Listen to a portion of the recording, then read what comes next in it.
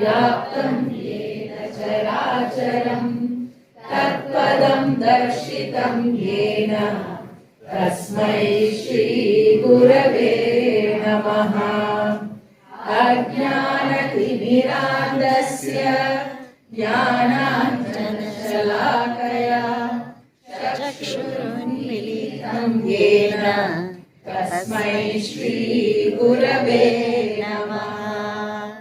गुरुर्ब्रह्मा गुरुर्विष्णु गुरुर्देवो महेश्वरः गुरुर्परब्रह्म सर्वकामं प्रार्थयामहे भवशतायुषी प्रार्थयामहे भवशतायुषी ईश्वरः सदा त्वां च रक्षतु ईश्वरः सदा त्वां च रक्षतु पुण्यकर्मणा कीर्तिमञ्जना पुण्यकर्मणा कीर्तिमञ्जना